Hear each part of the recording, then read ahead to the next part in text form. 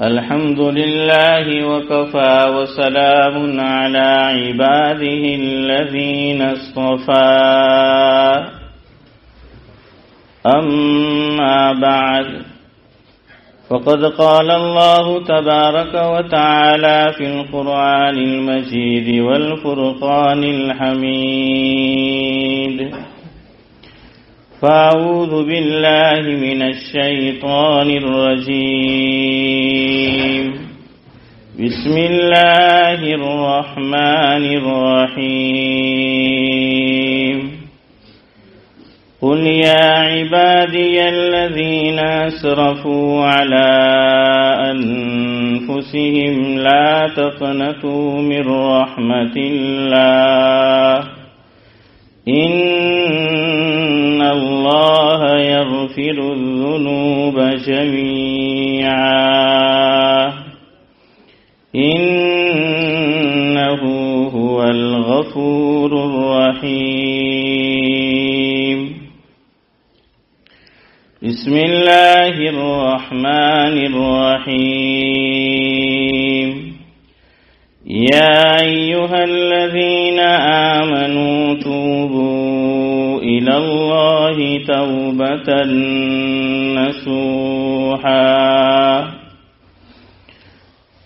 بسم الله الرحمن الرحيم وإذا سألك عبادي عني فإني قريب أجيب دعوة الداعي إذا دعاني فليستجيبوا لي وليؤمنوا بي لعلهم يرشدون بسم الله الرحمن الرحيم ادعوا ربكم تضرعا وخفية إنه لا يحب المعتدين وقد ورد في الحديث عن أنس بن مالك رضي الله تعالى عنه قال قال رسول الله صلى الله عليه وسلم ثلاث مهلكات شح مطاع وهوى متبع وإعجاب المرء بنفسه من الخيلاء وثلاث منجيات العدل في الرزا والغضب والقصد في الغنى والفاقة ومخافة الله في السر والعلانية أو كما قال عليه الصلاة والسلام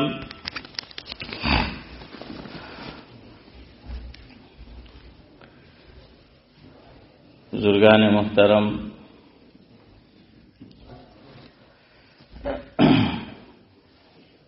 جس موضوع کے تعلق سے آپ کے سامنے کچھ باتیں پیش کرنی ہے، اس تعلق سے شروع میں کچھ اشعار پیش کرتا ہوں۔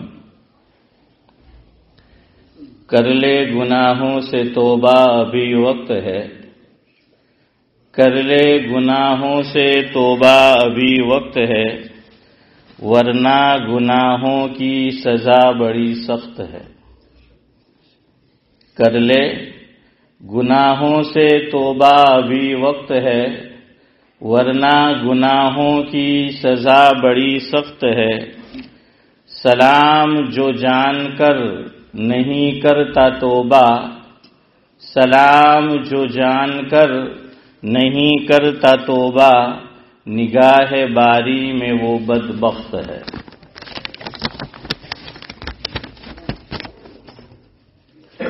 مبارک راتوں میں رحمت کے دروازے کھل جاتے ہیں، مبارک راتوں میں رحمت کے دروازے کھل جاتے ہیں. جو کر لے سچی توبہ تو گناہ سب دھل جاتے ہیں. جو کر لے سچی توبہ تو گناہ سب دھل جاتے ہیں. سلام رحمت خداوندی سے وہی ہوتا ہے نا امید. سلام رحمت خدا سے وہی ہوتا ہے نا امید. جو ارشاد لا تقنطوا من رحمت اللہ بھول جاتے ہیں. آج کی جو رات ہے اس کی مناسبت سے بڑی کریم خدا کی ذات ہے، بڑی کریم خدا کی ذات ہے. وہی لاتا دن سے رات ہے، وہی لاتا دن سے رات ہے. جب بندوں کو بخشنے پہ آئے، جب بندوں کو بخشنے پہ آئے تو دیتا ان کو شب برات ہے. نام جس کا شب برات ہے، نام جس کا شب برات ہے، بڑی مبارک رات ہے. خدا جولی ان کی بھر دیتا ہے، خدا جولی ان کی بھر دیتا ہے. جو ہاتھ اٹھا کے مانگتا اس رات ہے. اللہ تعالیٰ مجھے بھی اور آپ کو بھی اس پر عمل کی توفیق نصیب فرمائے.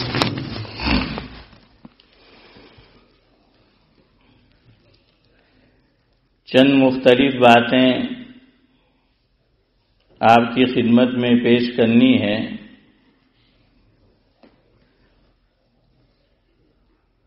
سب سے پہلے ایک اہم بات سمجھے.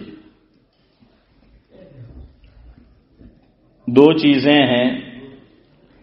ایک کا نام ہے کج فہمی اور دوسرے کا نام ہے کم فہمی. اس کو آپ سمجھے تو میری آگے کی گفتگو کا سمجھنا انشاءاللہ آپ کے لیے آسان ہوگا. دو چیزیں ہیں. ایک کا نام ہے کج فہمی یعنی ٹیڑھی سمجھ، کہ سیدھی بات بھی کہو تو الٹا ہی سمجھتا ہے، تو اس کو کج فہمی کہتے ہیں. اسی کو کہنے والے نے کہا کہ علم سے بھی جاہل کی جہالت نہ گئی، علم سے بھی جاہل کی جہالت نہ گئی. نادان کو جو الٹا تو نادان ہی رہا. یعنی علم کی وجہ سے تو جہالت کیا ہونی چاہیے؟ دور ہونی چاہیے. علم سے جہالت دور ہوتی ہے. لیکن جو نادان ہوتا ہے، ٹیڑھی سمجھ کا مالک ہوتا ہے، تو علم سے بھی اس جاہل کی اور نادان کی جہالت یہ دور نہیں ہوتی.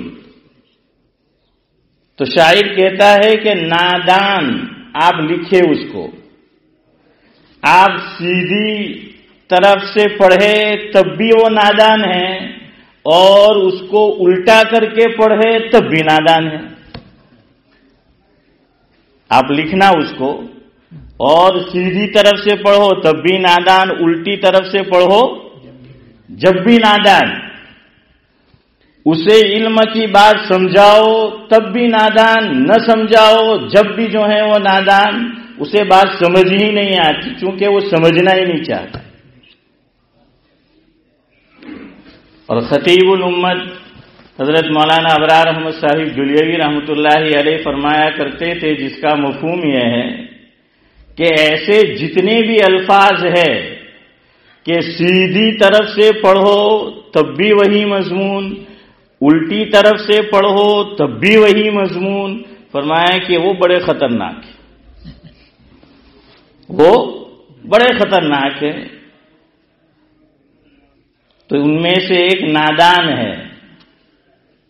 اسی لیے ہمارے یہاں کہاوت ہے کہ نادان کی دوستی نہیں بتا جان کا خطرہ، نادان کی دوستی جان کا خطرہ۔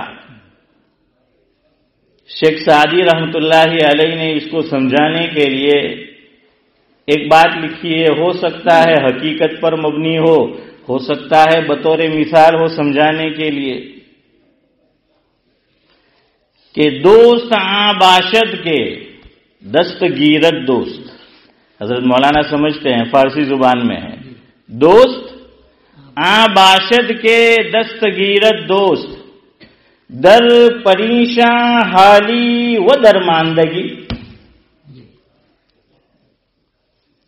سعدی علیہ الرحمہ نے لکھا جس کا مفہوم یہ ہے،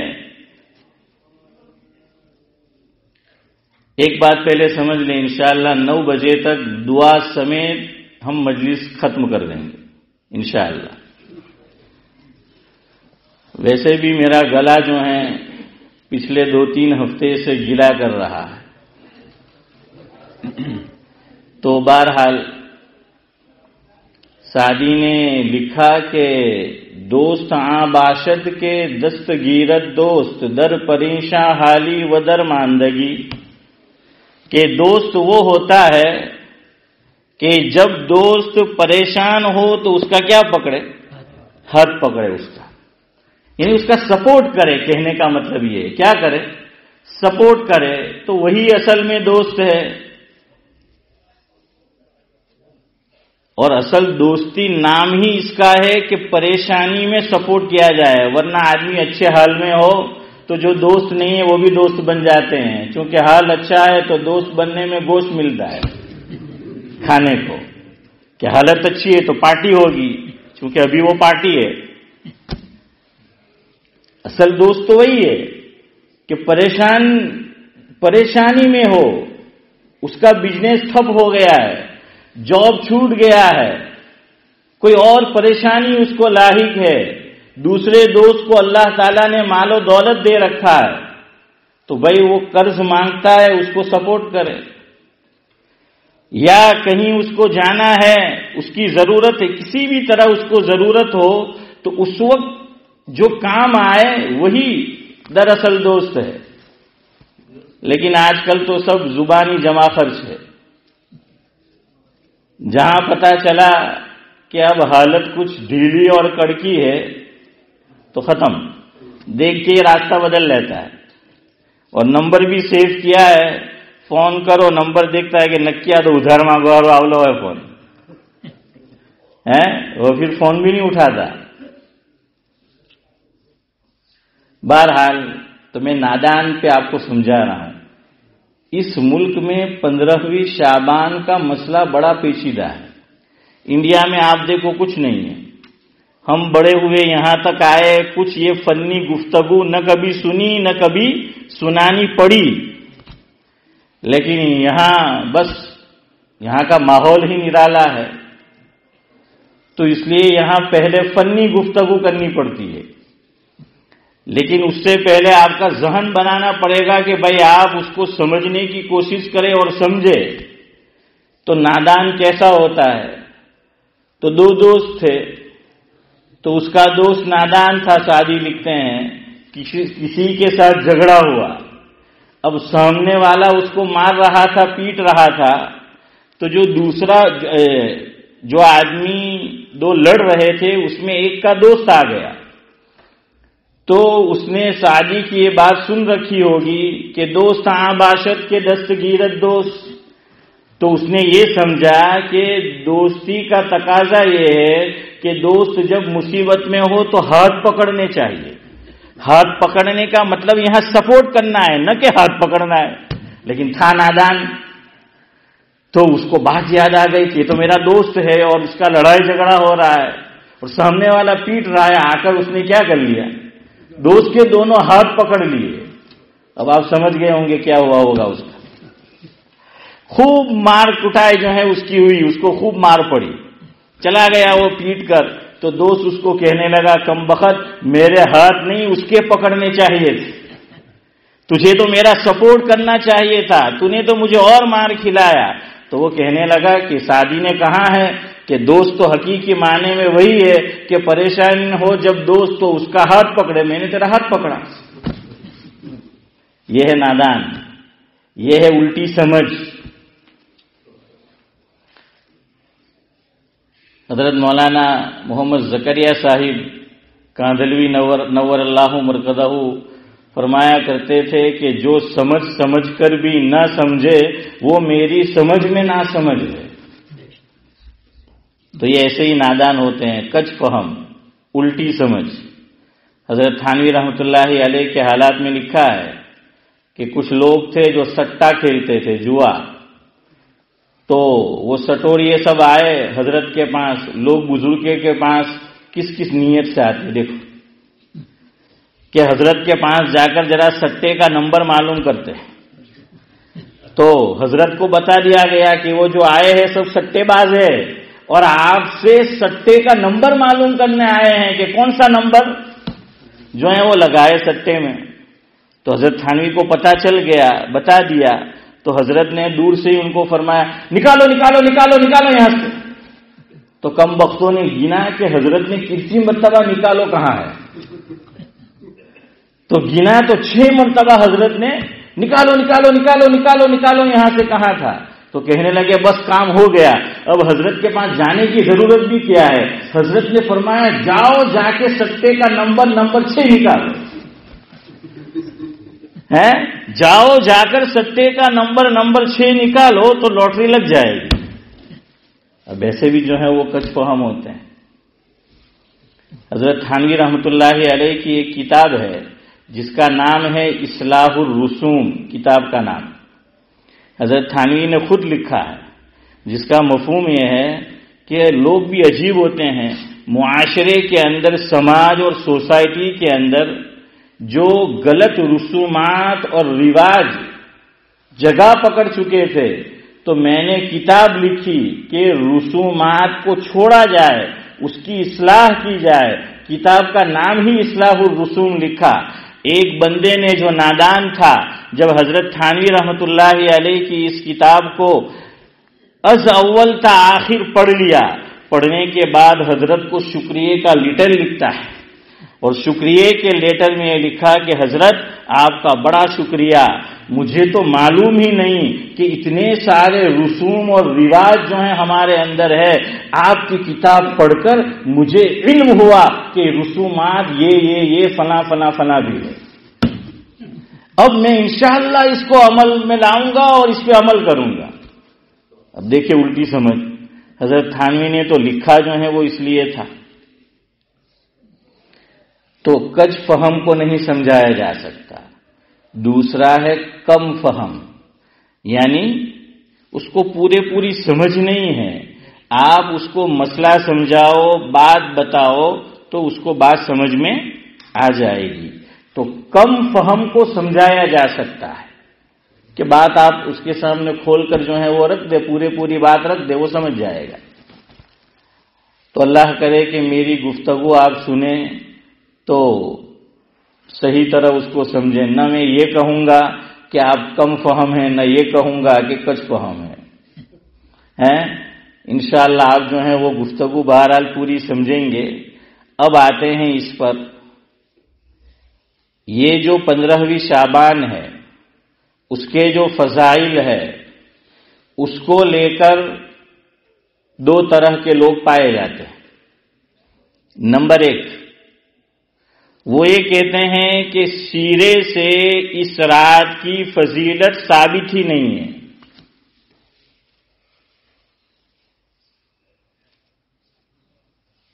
مانتے ہی نہیں۔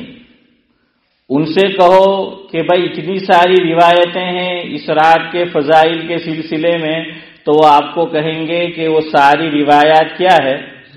ضعیف ہے۔ یہاں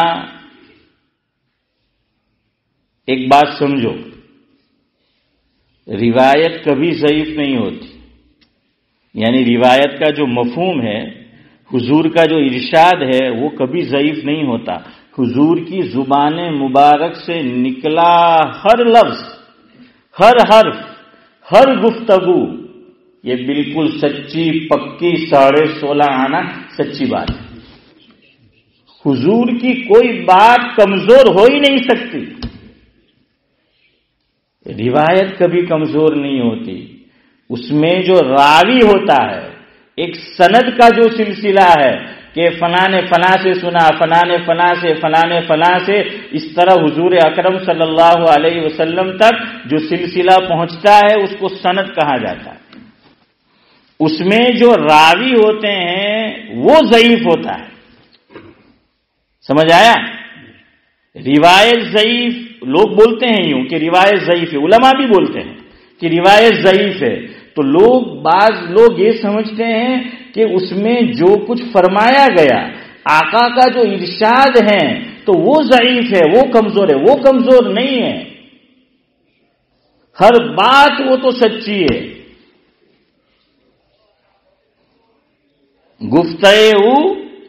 گفتے اللہ بود گرچہ از حلقوم عبداللہ بود. فارسی کا شاعر کہتا ہے مفہوم یہ ہے کہ حضور اکرم صلی اللہ علیہ وسلم کی زبان مبارک سے جو کلمات ادا ہوئے، جو ارشادات حضور نے بیان فرمایا کہ منہ اور زبان تو حضور کی ہے، دراصل اللہ تبارک و تعالی حضور سے بلوا رہے. گرچہ وہ ادا کہاں سے ہو رہی ہے؟ حلقوم سے، حضور اکرم صلی اللہ علیہ وسلم کے حلق سے. اس لیے ایک بات یاد رکھنا، کبھی روایت یعنی اس کا جو مفہوم ہے وہ کمزور نہیں ہوتا، اس میں سند میں جو راوی آیا ہوتا ہے وہ ضعیف جو ہے وہ ہوتا ہے. تو بعض لوگ اس لیے کہتے ہیں کہ ہم نہیں مانتے، اس رات کی کوئی فضیلت ہی ہم نہیں مانتے. اور دوسری ایک جماعت ایسی ہے کہ جو کہتے ہیں کہ نہیں، اس رات کے فضائل یہ ثابت ہے،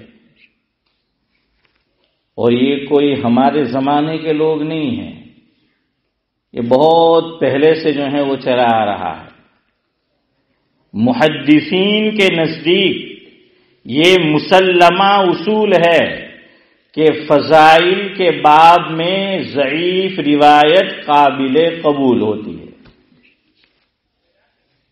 امام ترمذی علیہ الرحمہ نے جو ائمہ اربعہ ہے اس میں چوتھے نمبر کے امام حضرت امام احمد بن حنبل علیہ الرحمہ اور عبد الرحمن بن مہدی، اور جن کو امیر المؤمنین فی الحدیث کہا جاتا ہے، سب سے پہلے اس امت کے اندر جسے امیر المؤمنین فی الحدیث کا لقب ملا وہ شخصیت ہے حضرت عبداللہ بن مبارک علیہ الرحمہ. سب سے پہلے ان کو جو ہے امیر المؤمنین فی الحدیث کا لقب ملا ہے. تو امام ترمذی علیہ الرحمہ فرماتے ہیں کہ محدثین اور ان تینوں کا نام ذکر کیا کہ وہ فرماتے تھے اذا روینا فی الحلال والحرام شددنا، وَإِذَا رَوَيْنَا فِي الْفَضَائِلِ وَنَحْوِهَا تَسَاهَلْنَا او کما قال. مفہوم یہ ہے کہ محدثین کا یہ مسلمہ اصول ہے کہ جب حلال و حرام کی بات آ جائے اس میں جو روایت ہوگی، جو راوی ہوں گے، جو سند ہوگی وہ اعلیٰ درجے کی ہونی چاہیے. اس کے اندر وہ سختی برتتے تھے، سختی سے کام لیتے تھے، خوب جانچ پڑتال کرتے تھے. لیکن جب بات آتی تھی فضائل کی اور جو قصے بیان کیے گئے ہیں اس کی بات آتی تھی، یا ترغیب و ترہیب کی بات آتی تھی، چونکہ انہوں نے فرمایا کہ فضائل و نحویہا، تو نحویہا کا مطلب یہ کہ یا تو ترغیب و ترہیب بیان کی گئی ہو یا قصے جو ہیں وہ بیان کیے گئے ہوں تو اس کے اندر وہ نرمی برتتے تھے، تشدد نہیں کرتے تھے، حلال حرام میں تشدد کرتے تھے۔ اور بڑی پیاری بات لکھی ہے ابن حجر عسقلانی علیہ الرحمہ نے، صاحب فتح الباری، بخاری شریف کے عظیم شارح ہیں، انہوں نے یہ لکھا ہے جس کا مفہوم اور خلاصہ یہ ہے کہ جو روایت ضعیف ہو یعنی سند کے اعتبار سے تو فرمایا کہ اس پہ عمل کر لو۔ کیوں؟ اگر اس پر عمل کیا، مفہوم اس کا صحیح ہے تو ہمارا عمل ہو جائے گا، ثواب ہمیں مل جائے گا۔ اور اگر بات ایسی نہیں ہے تو مسئلہ تو فضائل کا تھا، ترغیب و ترہیب کا تھا، حلال حرام کا تو تھا نہیں۔ جب حلال حرام کا نہیں ہے تو پھر کوئی بات نہیں ہے۔ بس اتنی میں فنی گفتگو آپ کے سامنے یہی ایک بات کہہ دوں، ورنہ اور بھی اس پہ بحث کی جا سکتی ہے، لیکن پھر آپ کے لیے کچھ سمجھنا بھی مشکل ہوگا۔ میں نے جو روایت پڑھی تھی شاید اس پہ اب کلام کرنے کا وقت نہیں رہا، اب جو ہیں وہ آگے چلتے ہیں۔ تو یہ جو روایات ہے فضائل اس رات کے، دو چیزیں الگ ہے۔ ایک 15ویں شعبان یعنی آج کی جو نائٹ ہے اس کے فضائل ہیں، اور دوسرے کل کا جو روزہ ہے، دو الگ چیزیں ہیں۔ اس رات کے فضائل میں بہت ساری روایات موجود ہے، کثرت طرق کی وجہ سے علماء نے یہ فرمایا کہ یہ حسن لغیرہ کے درجے تک پہنچ جاتی، اس لیے اس پر عمل کیا جائے گا کہ بھائی آج کی رات یہ فضیلت والی رات ہے۔ کل کا جو روزہ ہے اس سلسلے میں صرف ایک روایت آئی ہے اور وہ ابن ماجہ میں ہے، یعنی روزہ رکھو یہ ایک ہی روایت میں ہے، باقی اس رات کے فضائل وہ کئی روایتوں میں ہیں۔ تو اس لیے علماء نے دونوں میں فرق کیا ہے۔ روزے کا مسئلہ میں بعد میں ذکر کرتا ہوں، پہلے آج کی رات کے فضائل وہ سمجھ لے، اور صرف آج کی رات کے نہ سمجھے، شب قدر کے فضائل بھی ساتھ میں سمجھ لے۔ جتنی بڑی راتیں ہیں اس کے متعلق جو ہے ایک اصول سمجھ لے، صرف آج کی رات کے تعلق سے نہیں ہے، یہ مجھے اور آپ کو ہر بڑی رات میں کام دینا چاہیے۔ وہ کیا؟ نمبر 1، اسلام میں دو چیزیں الگ ہے۔ جو رات فضائل والی ہے وہ عبادت کے لیے ہے، سیلیبریٹ کرنے کے لیے نہیں ہے، دونوں میں الگ ہے کہ وہ عبادت کے لیے ہیں۔ اور دو چیز ہیں، دن اور رات۔ شریعت مطہرہ نے جو سیلیبریشن رکھا ہے وہ دن میں ہے، رات کے اندر عبادت رکھی ہے۔ عبادت اس میں روزہ رکھنا ہے،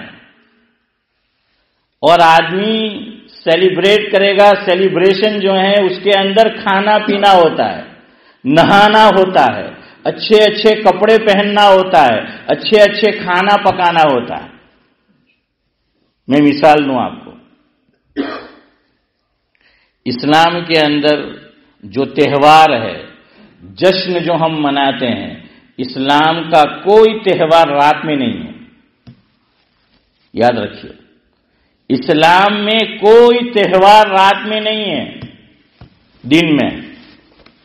اسلام میں کتنے تہوار ہیں؟ ارے جواب دو۔ آپ 2 کہے وہ بھی کہہ سکتے ہیں اور 3 بھی کہہ سکتے ہیں۔ 2 تو ابو داؤد شریف کی روایت ہے کہ حضرت انس بن مالک رضی اللہ تعالیٰ عنہ، وہ مفہوم آپ کے ذہن میں، آپ صلی اللہ علیہ وسلم مدینہ شریف تشریف لے گئے تو کننا نلعب فیہما فی الجاہلیہ الی آخرہ۔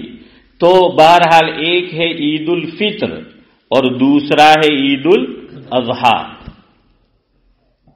یہ تہوار ہم دن میں مناتے ہیں کہ رات میں مناتے ہیں؟ دن میں مناتے ہیں نا.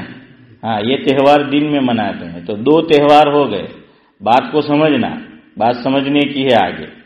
تو دو تہوار ہو گئے دونوں دن میں. اور تیسرا تہوار جمعہ، اس کو اللہ کے نبی صلی اللہ علیہ وسلم نے ایک روایت میں فرمایا جس کا مفہوم یہ ہے کہ دو عید سالانہ ہے. یہ میرے الفاظ ہے. دو عید سالانہ ہے، یعنی سال میں دو عیدیں آتی ہے. اور ایک آقا نے فرمایا مفہوم ہے کہ ہفتہ واری عید ہے، یعنی ایوری ویک وہ عید آتی ہے. اور وہ عید کون سا دن ہے؟ جمعہ کا دن. یہ مسلمانوں کی ہفتہ واری عید ہے. اسی لیے آپ دیکھیے سب میں آپ کو چیزیں مشترک نظر آئے گی. میں خالی اشارہ کروں. عیدین میں ہم اٹھ کے کیا کرتے ہیں؟ غسل کرتے ہیں، ہے نا. عیدین میں غسل کرتے ہیں. جمعہ کے دن چونکہ جمعہ کی نماز ذرا لیٹ ہے، عید کی نماز جلدی ہے، اس لیے عام طور پر آدمی چونکہ اس کو جلدی ادا کرنا ہے اٹھنے کے ساتھ غسل کر لیتا ہے. لیکن جمعہ چونکہ ظہر کے وقت میں پڑھنا ہے اس لیے کوئی اٹھنے کے ساتھ غسل کر لیتا ہے اور کوئی جمعہ کی نماز کے لیے جائے اس سے پہلے غسل کرتا ہے. تو دیکھیے وہی بات یہاں بھی پائی گئی. عیدین میں آدمی یا تو نئے کپڑے پہنتا ہے یا پھر اچھے کپڑے پہنتا ہے دھلے ہوئے. جمعہ کے اندر بھی آدمی کیا کرتا ہے؟ دھلے اچھے کپڑے، یعنی بالکل بدل کر جمعرات تک جو پہنے وہ جمعہ کو نہیں پہنتا. عام طور پر جمعہ کے دن وہ دھلے ہوئے اور اچھے جو ہیں وہ کپڑے پہنے گا. وہاں بھی یہی بات، یہاں بھی جو ہے وہ یہی بات. عیدین میں وہ کیا کرے گا؟ پرفیوم جو ہے وہ چھڑکے گا، عطر وہ لگائے گا. جمعہ کے اندر بھی یہی جو ہے وہ کرنا ہے. عیدین میں کتنی رکعت ہے؟ 2 رکعت ہے دونوں عید میں. جمعہ میں کتنی رکعت ہے؟ 2 رکعت ہے. عیدین میں خطبے ہے یا نہیں ہے؟ ہے. عیدین کے اندر کتنے خطبے ہیں؟ 2 خطبے ہیں. جمعہ کے اندر 2 جو ہیں وہ خطبے ہیں. تو آپ دیکھ لیے اس میں آپ کو سب مشترک چیز جو ہے وہ نظر آئے گی. عیدین کے دن آدمی اچھے اچھے کھانے پکاتا ہے، اور جمعہ کے دن یہاں تو بعض مرتبہ بیوی بھی جاب پہ، ہسبینڈ بھی جاب پہ، تو جمعہ کو تو آپ نہیں کہہ سکتے کہ بھائی اچھے اچھے کھانے پکائے. تو اس لیے اب یا تو یونس علی بھائی کھانا پکا لیتا ہے یا پھر جو ہے وہ باہر ہمارے سورت والے بھائی آتے ہیں وہ جو ہے پکائے ہوئے ہوتے ہیں کہ چلو آپ کا کام ہم پورا کرتے ہیں. تو کیا کرو، وہ اچھے پکوان جو ہیں وہ کھا لو. یا یہ کہ جن گھروں میں ہاؤس وائف ہے تو وہ کیا کرتے ہیں، اسی لیے وہ ہمارے بعض اکابر فرماتے ہیں کہ گجراتی لوگوں نے ایک سنت جمعانی دال چاول ہے محبوب بھائی رائٹ نے. ہاں کہ સેટરડે થી થર્સડે સુધી કઢી ખીચડી કે જે કયો હોય ગાલ્લું ગબડા હોય, પણ જુમ્માના દાડે શું હોય? दाल चावल हो. तो यानी एक अलग डिश जो है वो बनी, वो जुमा के दिन जो है वो खास है. तो उधर भी जहां सेलिब्रेशन है, सेलिब्रेट जो है वो करना है, वहां अच्छे खाने हैं, अच्छे कपड़े हैं, उम्दा जो है वो लिबास है और वो दिन के अंदर है. और चूंकि ये जश्न मनाना है, खुशी का इजहार करना है, लिहाजा रोजा रखना ईद उल फित्र में भी हराम है और ईद उल अजहा में भी हराम है. और आप फिqह की कुतुब उठाकर देख लीजिए, हजरत मौलाना दामद बरकातुहुमुल आलिया से आप पूछिए, फुकहा ने लिखा है जुम्आ के दिन सिर्फ रोजा रखने की आदत बना लेना मकरू है. समझ आया मकरू की? क्यों मकरू? चूंकि आज जश्न का दिन है, त्योहार का दिन है, खुशी का दिन है. जैसे ईद उल फित्र में रोजा रखना हराम, जैसे ईद उल अजहा में रोजा रखना हराम, इसी तरीके से जुमा भी चूंकि त्योहार और खुशी का दिन है, आज रोजा रखना मकरूह. अब यहां मैं मसले की तरह वजाहत कर दूं, वरना आपके दिमाग में फिर सवाल पैदा होगा. देखिए किसके लिए मकरूह? कभी कभार आप रख ले जुमा को तो मकरूह नहीं है, कभी कभार आपने रख लिया. یا یہ کہ آپ کی چھٹی ہی جمعہ کے دن ہوتی ہے تو آپ سوچتے ہیں کہ یار چلو میں پورا دن گھر پہ ہوں گا تو تھکان نہیں ہوگی، روزہ رکھنا آسان ہوگا، کوئی بات نہیں. ورنہ بصورت دیگر آدمی اس کی عادت بنا لے، ہیبٹ بنا لے کہ ہر جمعہ کو وہ روزہ رکھتا ہے اور دنوں میں نہیں رکھتا تو مکروہ ہے. فرق سمجھ آ گیا؟ تو بہرحال یہ راتیں جو ہیں، اسی لیے لوگ پوچھتے ہیں کہ عبادت کی راتوں میں کیا سنت ہے؟ کھانا پکانا سنت ہے. علماء نے لکھا کہ نہیں، روزہ رکھنا سنت ہے. عبادت کی راتوں میں کیا کرنا ہے؟ یعنی بعد والے دن کیا کرنا ہے؟ روزہ جو ہے وہ رکھنا ہے. یہاں ایک بات اور علماء نے لکھی، اب غور کرو، بڑی اچھی بات. بعض لوگ جشن عید میلاد النبی مناتے ہیں. آپ صلی اللہ علیہ وسلم کی پیدائش کون سے دن ہوئی؟ سوموار کے دن. پیر اور منڈے کے دن جو ہیں وہ پیدائش ہوئی. آپ فقہ کی کتاب میں دیکھ لیجئے، ہفتے کے اندر 2 دن روزہ رکھنا مستحب ہے. کون سے دن؟ ایک پیر کے دن روزہ رکھنا مستحب اور دوسرے جمعرات کے دن. مستحب یاد رکھیو، سنت نہیں. ہاں یہ مستحب ہے. پتہ چلا کہ حضور صلی اللہ علیہ وسلم جس دن پیدا ہوئے حضور تو روزہ رکھتے تھے. یہ عبادت کا دن ہے، جشن منانے کا، خوشی کا، تہوار کا نہیں. اسی لیے تو کھانا آج نہیں بلکہ آج تو کھانے سے کیا ہے، رک گئے. کیا رکھا؟ روزہ رکھا. یہ ایک اشارہ کیا ہے. آپ کو اگر سمجھ آ گئی ہو تو یہ نقطے کی جو ہے وہ بات تھی. اب رات کے اندر شریعت نے عبادت رکھی ہے کہ یہ جتنی بھی بڑی رات ہے اس میں کھانا پکانا نہیں ہے. بعض لوگ 15ویں شعبان میں بھی کھانا پکاتے اور خاص طور سے کھچڑا پکاتے. ہاں، اور پتہ نہیں اس کی وجہ کیا کیا بیان کرتے ہیں کہ حضور کے دندان مبارک وہ جو ہیں شہید ہو گئے تھے اور وہ ہوئے تھے تو اس دن تھوڑی ہوئے تھے ہیں، اس دن تھوڑی جو ہے ہوئے تھے. اب کھانا اس کو کھچڑا ہے اور پتہ نہیں کہاں کہاں سے سب دلیلیں جو ہیں وہ ڈھونڈ کے لاتے ہیں. اس لیے ہمارے یہاں شب برات میں، ہمارے یہاں شب قدر میں سینٹر کے باہر پائنیپل کا جوس لوگ بانٹتے ہیں. سینٹر کے اندر بعض مرتبہ پارٹی ہوتی ہے، بریانی پکائی جاتی ہے یا کہیں اور جو ہے پکائی جاتی ہے. یاد رکھیو، عبادت کی راتوں میں بھوکا رہنا ہے، دوسرے دن جو ہے کھانا کھانا ہے، روزہ رکھنا ہے. عبادت کی رات عبادت کے لیے، خوشی کے لیے، جشن کے لیے، تہوار منانے کے لیے، کھانا پکانے کے لیے، اچھے اچھے کھانوں کے لیے نہیں.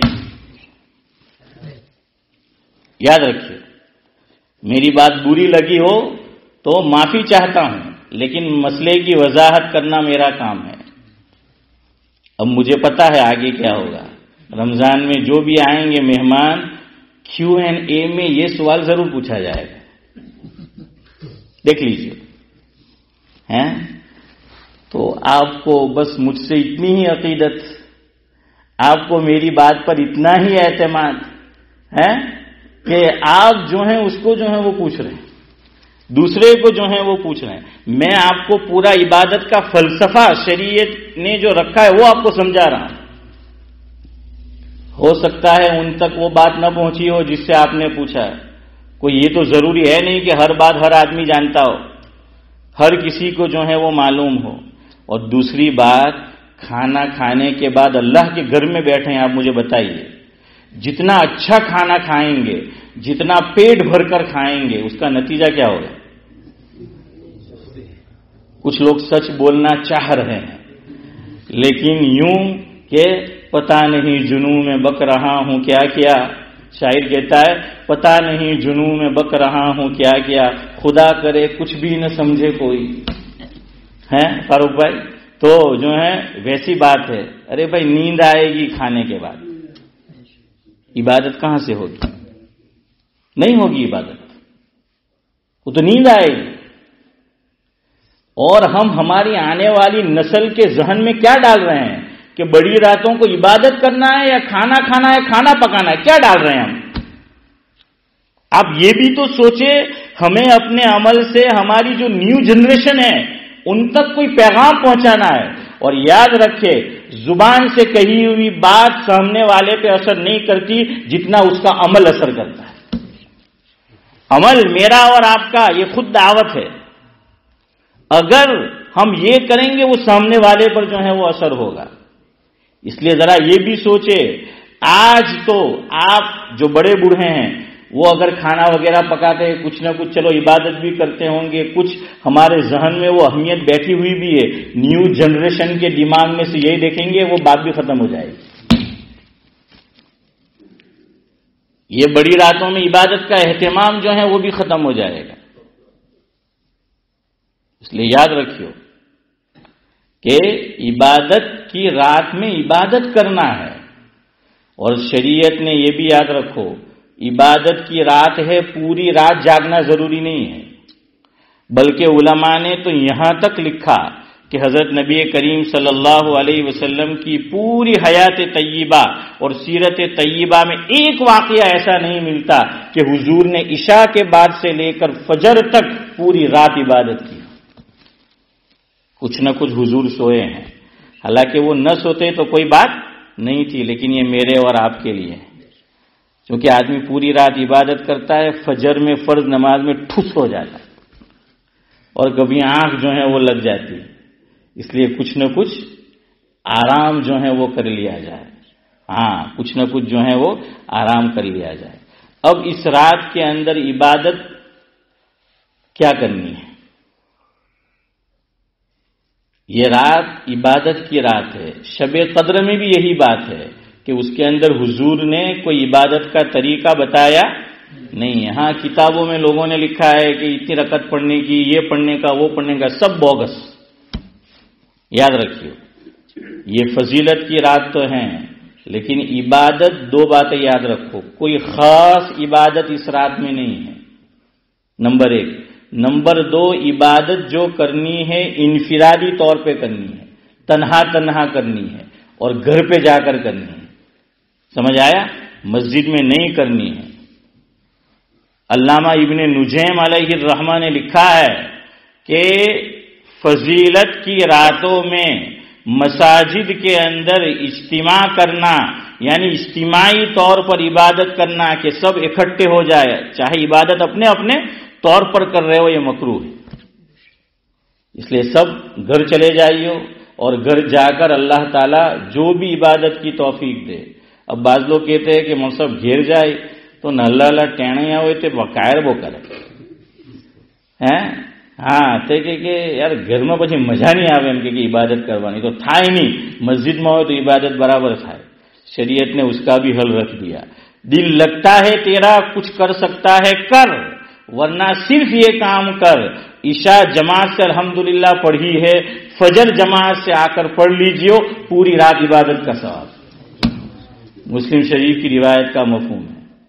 اور نیند آ جائے بو حنیفہ وقت حضرت مولانا رشید احمد گنگوہی رحمۃ اللہ علیہ سے کسی نے سوال کیا کہ حضرت انفرادی عبادت کرتے ہیں, گھر میں کرتے ہیں, تنہائی میں, تو نیند بہت ستاتی ہے, نیند بہت آتی ہے, کیا کرنا چاہیے؟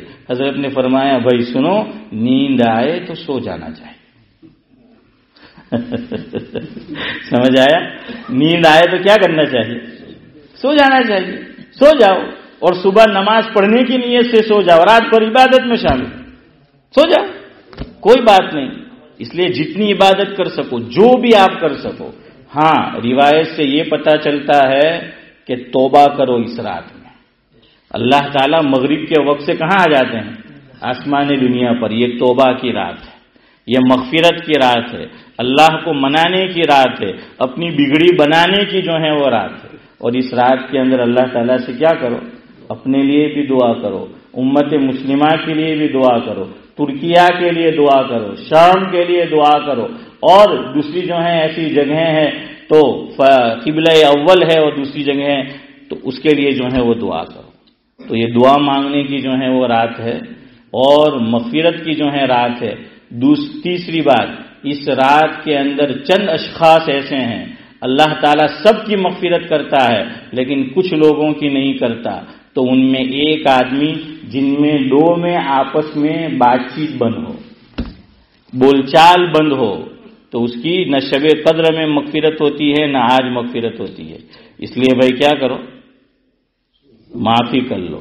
معافی میں آج کل جو رواج ہے موبائل کے ذریعے سے کہ فارورڈ ہم پہ آیا، ہم نے فارورڈ کیا، اور یہ بھی عجیب بات، جن سے دوستی ہے ان سے معافی مانگتے، جن سے نہیں بنتی ان سے مانگتے نہیں۔ ٹھیک ہے، معافی ہو گئی ہے، میری جس سے نہیں بنتی تو میں انتظار کرتا ہوں کہ وہ میسج بھیجے، وہ انتظار کرتا ہے کہ میں بھیجوں، کم بخت دونوں ہی نہیں بھیجتے، اور جن سے بن رہی ہے ان کو جو ہے وہ بھیج رہے ہیں۔ تو معافی اس رسم کا نام نہیں ہے، دل سے جو ہے وہ معافی مانگو، اور جو پہل کرے گا اللہ تعالیٰ کی نگاہ میں اس کا بڑا مرتبہ ہوگا۔ حضور نے قسم کھا کر فرمایا، مفہوم یہ ہے، ایک آدمی حق پر ہو اور حق پر ہونے کے باوجود وہ جھکتا ہے، اللہ تعالیٰ اس کی عزت کو بلند کرتا ہے، دو بالا کرتا ہے۔ حضور نے قسم کھا کر فرمایا۔ لیکن آج ہمارے یہاں ایسا نہیں ہوتا، ہم سب ایک دوسرے کے جو ہے وہ انتظار میں ہوتے ہیں۔ تو بھائی مانگیں گے معافی؟ ہاں، تو جو ہے معافی مانگ لو تاکہ میرا اور آپ کا شمار بھی کس میں ہو جائے، اس رات جو مغفرت ہے اس میں۔ اب 5 منٹ رہ گئے ہیں، اب تو دعا تو شاید نہیں ہوگی کیونکہ میں نے آپ سے وعدہ کیا ہے، تو سبحان اللہ و بحمدہ پر ہی ٹڑکھانا پڑے گا۔ اب روزہ کل کا صرف ایک روایت ہے، ضعیف، میں نے کہا کہ اس رات کے فضائل ضعیف روایتیں لیکن کثرت طرق، اس لیے حسن لغیری، روزے کا بیان ایک ہی روایت میں آیا ابن ماجہ میں، اور ضعیف جو روایت ہوتی یعنی سند کے اعتبار سے دو طرح کی ہوتی ہے، ایک ضعیف اور دوسری انتہائی درجے کی ضعیف۔ تو یہ جو روایت ہے کل کے روزے والی انتہائی درجے کی ضعیف ہے، اس لیے اس سے سنت ثابت نہیں ہوتی، سمجھ آیا؟ اس لیے بھائی سنت کی نیت سے کل روزہ مت رکھو۔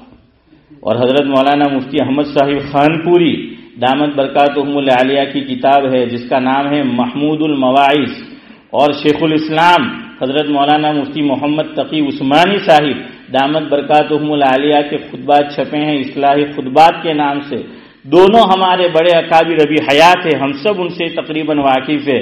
انہوں نے فرمایا کہ فقہ کی کتابوں میں جہاں روزے کا بیان ہے کہ فلاں روزہ فرض، فلاں روزہ سنت، فلاں روزہ مستحب، فرمایا کہ اس میں 15ویں شعبان کے روزے کا ذکر نہیں ہے۔ اس لیے یہ حضرات فرماتے ہیں کہ کل کا روزہ رکھنا ہو تو صرف ایک نیت سے رکھو کہ اللہ کے نبی صلی اللہ علیہ وسلم سچی پکی روایت ہے، سند کے اعتبار سے اعلیٰ روایت، کہ کثرت سے شعبان کے مہینے میں حضور کیا کرتے تھے؟ روزہ رکھتے تھے۔ تو اس نیت سے رکھو تو کوئی بات نہیں، ورنہ نہ سنت کی نیت سے رکھنا ہے اور نہ ہی مستحب کی نیت سے جو ہے وہ رکھنا ہے۔ میرے استاد مرحوم حضرت مولانا مفتی عارف حسن عثمانی آگروی نور اللہ مرقدہ، ان کی سوانح حیات چھپی ہے جس کا نام ہے حیات عارف، اس میں حضرت کے تعلق سے لکھا کہ حضرت نے 15ویں شعبان میں رمضان کا روزہ باقی رہ گیا تھا تو اس دن قضا روزہ رکھا، تو پتہ چلا کہ کسی کے روزے قضا ہو تو کل قضا روزے کی نیت سے جو ہے وہ روزہ رکھ لے۔ تو بہرحال آج تک میرے اور آپ میرے ذہن میں بھی یہی تھا کہ کل کا روزہ ہم کیا سمجھتے تھے؟ سنت، یہی سمجھتا تھا میں بھی بچپن میں، یا مستحب۔ لیکن بہرحال تحقیقی بات یہ ہے، وہ میں نے آپ کے سامنے پیش کی ہے، نہ سنت کی نیت سے کل کا روزہ رکھنا ہے اور نہ ہی مستحب کی نیت سے کل کا روزہ رکھنا ہے، بلکہ عام نفل روزے کی نیت سے۔ کچھ کہنا ہے پر دعا کرنا حضرت، دعا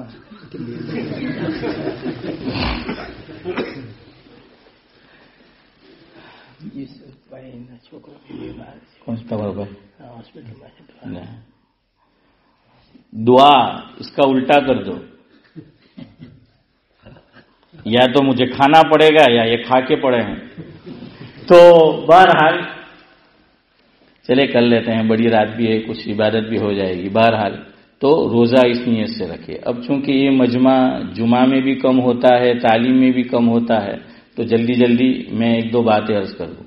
بھائی ہاف آستین پہن کر نماز پڑھنا مکروہ ہے، جب بھی مسجد میں نماز کے لیے آؤ پوری آستین کے ساتھ آؤ، پوری آستین کے ساتھ نماز پڑھو. ہم گرمی میں گرمی کا لباس پہنتے ہیں، سردی میں سردی کا لباس پہنتے ہیں، جاب پہ جاتے ہیں جاب کا لباس پہنتے ہیں، اسکول میں جاتے ہیں اسکول کا یونیفارم جو ہے وہ پہنتے ہیں. اللہ کے گھر میں آئے تو اللہ کے گھر کا یونیفارم کیوں نہیں پہنتے؟ اس لیے بھائی ہمیشہ پوری آستین جو ہے وہ پہن کر نماز پڑھنے آیا کرو. ہاف آستین پہن کر، چاہے وہ جبہ ہو، وہ مکروہ ہے. بعض لوگ وہ جبے بھی نکلے ہیں کہ وہ پہن کر جو ہے وہ نماز پڑھتے. دوسرا، ٹوپی پہن کر نماز پڑھا کرو. آپ صلی اللہ جائز تو ہے، لیکن ایک بات یاد رکھو، میرے اور آپ کے آقا نے زندگی میں سوائے احرام میں ہو اس کے علاوہ ایک نماز بھی ٹوپی یا عمامے کے بغیر نہیں پڑھی ہے. تو بھائی ہمیں اپنے آقا سے محبت ہونی چاہیے. اب تو انڈیا میں تو خاص طور سے آپ جانتے ہیں وہاں تو ہر یہ جو سیاست ہے پارٹی ان کی اپنی ٹوپی ہوتی ہے، لیکن ہم نے جو ہے وہ نکال لیا.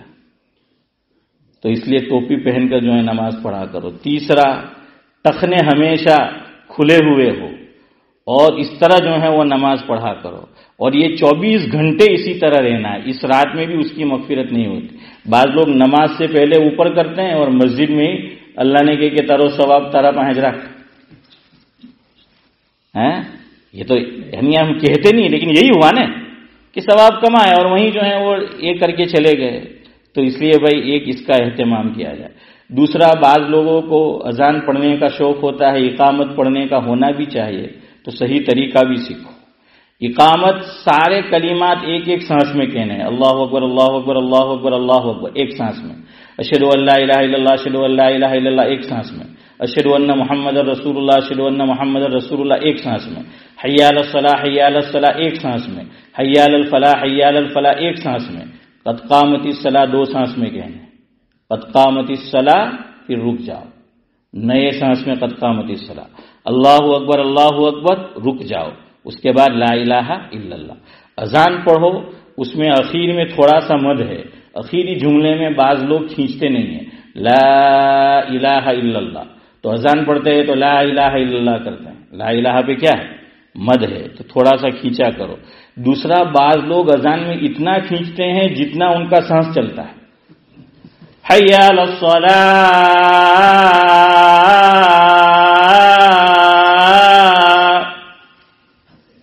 ارے بھائی ہر چیز کی مقدار ہے، سمجھ آیا؟ اللہ کے لام کو زیادہ کھینچ سکتے ہیں. اللہ اکبر یہ لام تعظیم ہے، تو اس لیے فقہا نے لکھا اس کو زیادہ کھینچو. باقی اتنا نہیں کھینچنا ہے. 1 الف 3 الف بہت ہو گیا. یہ تو 7 10 15 الف، یعنی یہاں سے سیدھا گرین اسٹریٹ تک آدمی پہنچ جائے تو وہاں تک جو ہے کھینچتا ہی رہتا ہے. اچھا ہے کہ مولانا ابرار ہردوئی نہیں ہے، ورنہ وہ پیچھے سے ہم کو کھینچ لے. اس طرح جو ہے وہ کرے. تو سمجھ آیا؟ تو ایک تو جو ہے اس کا بھی اہتمام کرنا. آخری بات، 1-2 منٹ زیادہ ہو گئی. امام صاحب پڑھ رہے ہیں انا اعطینا کی صورت یا قل اللہ احد کی صورت. اب یہ سب کو یاد ہوتی ہے، یا جو حفاظ ہے وہ کیا کرتے ہیں کہ جیسے امام صاحب نماز پڑھ رہے، ادھر دیکھو نماز جو ہے وہ پڑھا رہے، اور امام صاحب نے پڑھا کہ فصل لربک وانحر ان شانئک هو الابتر. مقتدی باز ہاتھ چھوڑ دیتے ہیں. یہ لغو طریقہ ہے. حضور کا طریقہ یہ نہیں تھا، صحابہ کا طریقہ یہ نہیں تھا. سمجھ آیا؟ امام صاحب جو ہیں وہ پورا پڑھ چکے، امام صاحب جو ہیں ہاتھ چھوڑے وہ جائے اس کے بعد. ورنہ یہ عادت بناؤ گے امام سے رکن میں آگے جانے کی عادت بھی پھر بنتی جائے.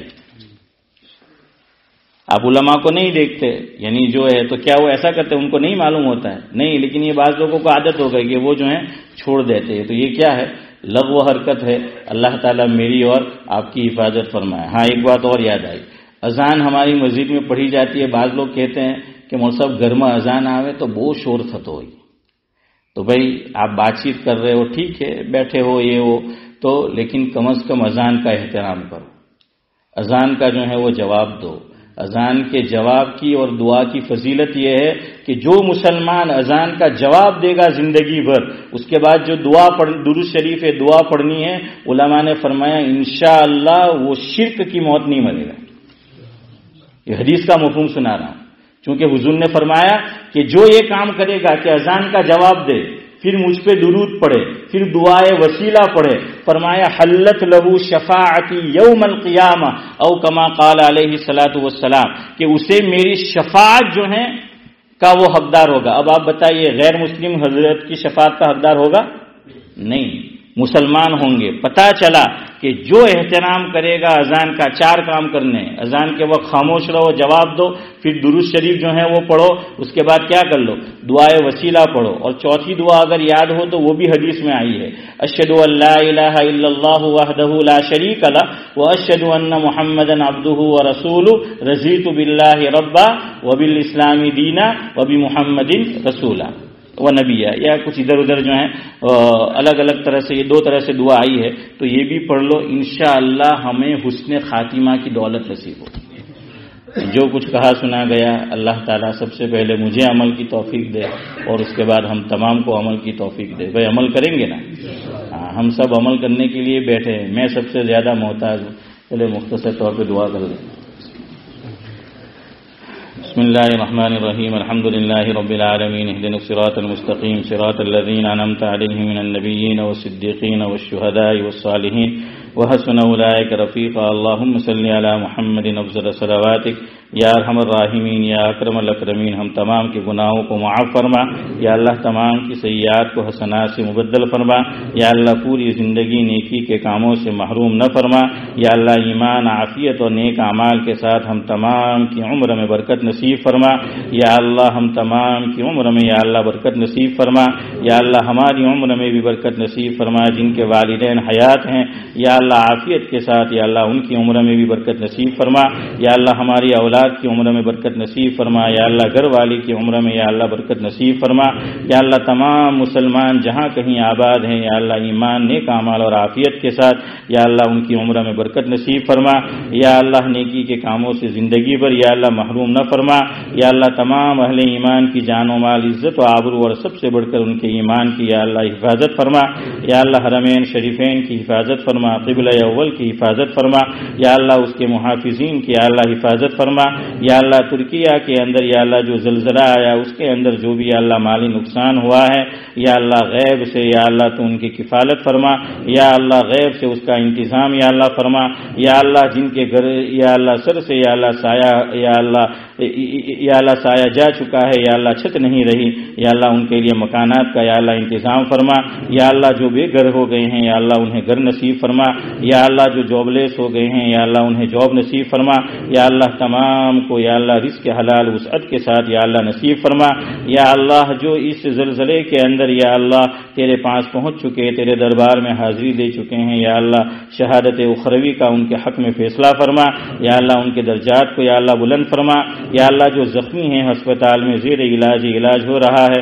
یا اللہ، جلد از جلد یا اللہ انہیں مکمل صحت و شفا کی دولت سے مالا مال فرما یا اللہ، یہی حال جو شام کے اندر ہوا یا اللہ، ان کے لیے بھی ہماری یہی دعا ہے یا اللہ، ان کے حق میں بھی یا اللہ قبول فرما یا اللہ، آج آپ نے یہ برکت والی رات ہمیں نصیب فرمائی ہے یا اللہ، اس رات کے جو فضائل تیرے محبوب نے بیان فرمائے یا اللہ، تیرے محبوب نے فرمایا اور سچ فرمایا کہ قبیلہ بنو کلب کی بکریوں کے یا اللہ، جانوروں کے یا اللہ بدن پر جو بال ہوتے تھے یا اللہ، اس کے برابر تو مغفرت فرماتا ہے یا اللہ، ہمارا بھی ان میں شمار فرما یا اللہ، جن لوگوں کی اس رات کے اندر یا اللہ مغفرت نہیں ہوتی یا اللہ، ہم میں سے اگر کوئی اس اعمال کو کرنے والا ہو اس سے یا اللہ توبہ کی توفیق نصیب فرما یا اللہ، آپس کی ناچا کی یا اللہ اس کو ختم فرما، آپس کے لڑائی جھگڑے کو یا اللہ ختم فرما یا اللہ، آپس میں خوب محبت مودت یا اللہ نصیب فرما یا اللہ، تمام میاں بیوی میں یا اللہ محبت مودت نصیب فرما یا اللہ، تمام ماں باپ اور اولاد میں یا اللہ محبت مودت نصیب فرما یا اللہ، تمام بھائی بہنوں میں یا اللہ محبت مودت نصیب فرما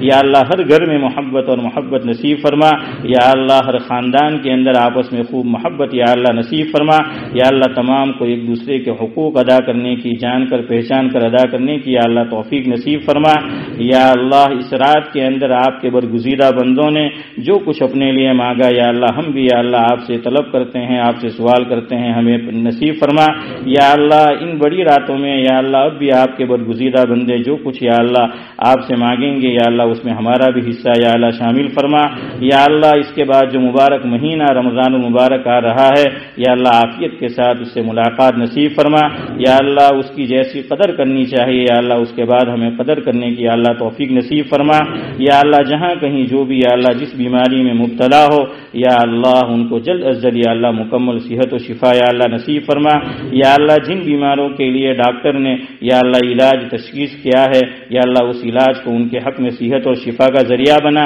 یا اللہ جن کے لیے آپریشن کرنا تجویز ہوا ہے یا اللہ آپریشن کو ان کے حق میں یا اللہ صحت اور شفا کا ذریعہ بنا، یا اللہ جو جس کسی پریشانی میں مبتلا ہے یا اللہ تمام کی پریشانیوں کو دور فرما، یا اللہ جن لوگوں کی اولاد ہیں یا اللہ تمام کو اپنے ماں باپ کا فرما بردار بنا، یا اللہ تیرے دین کا فرما بردار بنا، یا اللہ جو لوگ بیچارے اولاد کی نعمت سے محروم ہیں اور چاہ رہے ہیں مانگ رہے ہیں یا اللہ تیرے خزانے میں کوئی کمی نہیں ہے، یا اللہ محض اپنے فضل و کرم سے اور عنایت سے یا اللہ ان کی گود کو نیک صالح اولاد سے یا اللہ مالا مال فرما، یا اللہ ہم اس مسجد کے اندر بیٹھے ہوئے ہیں یا اللہ ہمارے بڑے اس ملک کے اندر آئے اور ایسے پرفتن ماحول میں جہاں ایمان کو بچانا مشکل تھا، نہ صرف یہ کہ ایمان کو بچا کر گئے بلکہ ایمان کے مراکز بنا کر گئے ہیں، یا اللہ یہ مسجد بھی یا اللہ ایمان اور ہدایت کا مرکز ہے، یا اللہ ہمارے بڑے بوڑھے جو آئے اور اس مسجد کے لیے انہوں نے جو قربانیاں دی، جس طرح سے یا اللہ قربانیاں دی اور دنیا سے جا چکے یا اللہ ان کی قبروں کو نور سے منور فرما، یا اللہ ان کو اپنی شایان شان آخرت میں بدلہ نصیب فرما، یا اللہ جو لوگ ابھی بقید حیات ہیں یا اللہ ایمان اور عافیت اور نیک اعمال کے ساتھ ان کی عمر میں برکت نصیب فرما، یا اللہ دارین میں ان کو اس کا بہترین صلہ اور بدلہ نصیب فرما، یا اللہ بس تیرے گھر کو آباد رکھنے کی ہماری ذمہ داری ہے، اس کے حقوق پورا کرنے کی ہماری ذمہ داری ہے، یا اللہ ہمیں اس ذمہ داری کو صحیح طرح یا اللہ پورا کرنے کی توفیق نصیب فرما، یا اللہ مسجد کے اندر آ کر ہمیں مسجد والے اعمال کرنے کی یا اللہ توفیق نصیب فرما، یا اللہ لغویات سے مسجد میں آ کر یا اللہ ہماری حفاظت فرما، یا اللہ ہماری آنے والی نسلوں کو بھی یا اللہ ایمان کے مراکز کی اہمیت ان کے دلوں میں جاں گزی فرما، یا اللہ تمام کو 5 وقتہ یا اللہ نمازی بنا، یا اللہ تیرے دین کا فرما بردار بنا، یا اللہ تیرے محبوب کی ہر سنت سے یا اللہ ہمیں عشق اور محبت یا اللہ نصیب فرما، یا اللہ جو کچھ ضروریات ہو مسجد کی یا اللہ غیب سے اس کو پورا فرما، یا اللہ جو حضرات ہماری اس مسجد کے لیے ظاہری سبب بنتے ہیں جب کبھی یا اللہ مسجد کے اندر پیسوں کی یا اللہ امداد کی ضرورت ہوتی ہے یا اللہ دل کھول کر وہ تعاون کرتے ہیں، یا جو جس طرح بھی یا اللہ جتنا تعاون کرتا ہو دنیا آخرت میں ان کو اس کا بہترین صلہ اور بدلہ یا اللہ نصیب فرما، یا اللہ یہاں پر جتنے بھی حضرات موجود ہے یا اللہ دعا پر آمین کہہ رہے ہیں، یا اللہ تمام کی دلوں کے اندر کچھ نہ کچھ نیک جذبات ہوں گے، نیک خواہشات ہوگی یا اللہ آرزوئیں اور تمنائیں مچل رہی ہوگی، یا اللہ تو دلوں کے بھید کو جانتا ہے، یا اللہ تمام کی نیک جائز خواہشات تمنائیں اور آرزوؤں کو اپنے وقت پر ایمان اور عافیت کے ساتھ یا اللہ مقدر فرما، یا اللہ یہ سعادت یا اللہ انہیں نصیب فرما، یا اللہ جن لوگوں نے دعاؤں کے لیے کہا کہ اس رات میں ہمیں اپنی دعا میں یاد کرے، یا اللہ ان تمام کے جو بھی نیک جائز مقاصد ہے یا اللہ اس کے اندر کامیابی نصیب فرما، یا اللہ بعض لوگوں نے اپنے بیٹے کے لیے یا اللہ اپنے گھر کے کسی اور فرد کے لیے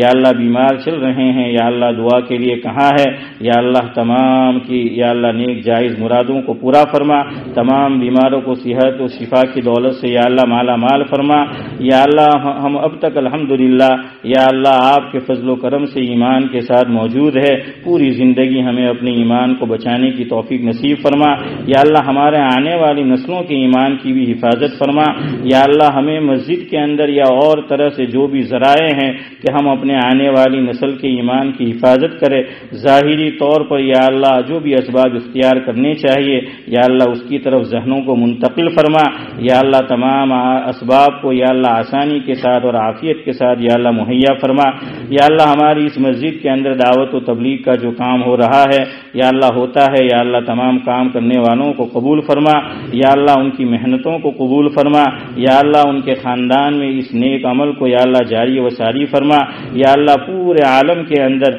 جو لوگ بھی دین کا کام جس طرح کر رہے ہیں یا اللہ جس نہج پر کر رہے ہیں اور وہ تیرے یہاں مقبول ہے، یا اللہ کام کے اندر ترقی نصیب فرما، یا اللہ کام کرنے والوں کو نیا حوصلہ حوصلہ نئی امنگ یا اللہ وہ نصیب فرما۔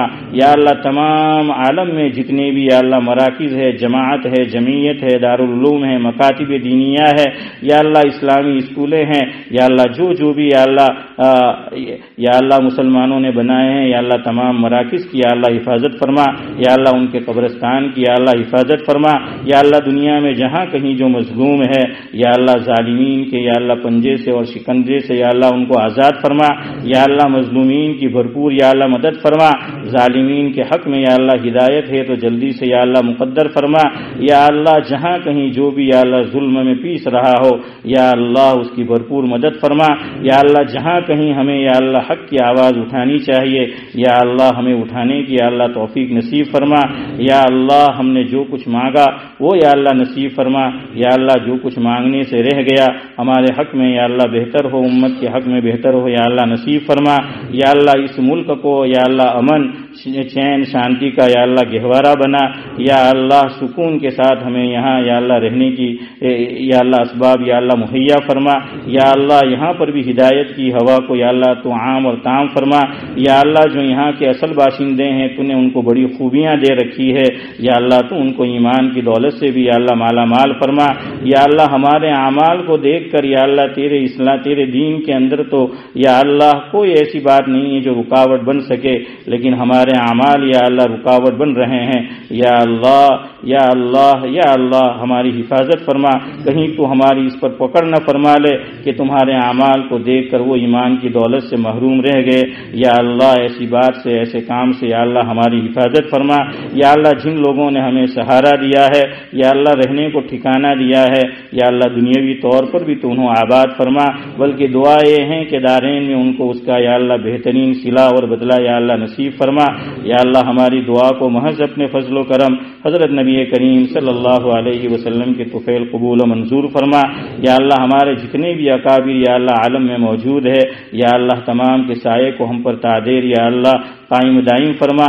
یا اللہ ہمارے جو اکابر اس مسجد کے اندر آتے رہے یا اللہ خاص طور پر حضرت مولانا مفتی سید احمد صاحب پالنپوری رحمۃ اللہ علیہ، حضرت مولانا عبدالرحیم صاحب یا اللہ حضرت مولانا محفوظ الرحمان شاہین جمالی اور بھی جتنے بھی یا اللہ آتے تھے اور تیری بارگاہ میں پہنچ چکے ہیں، یا اللہ ان کی قبروں کو نور سے منور فرما۔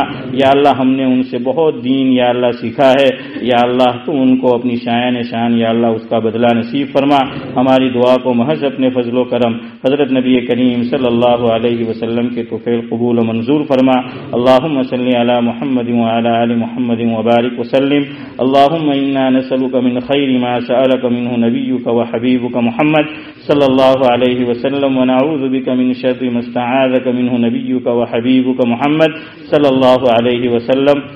سبحان ربک رب العزة عما یصفون وسلام علی المرسلین والحمد للہ رب العالمین، آمین برحمتک یا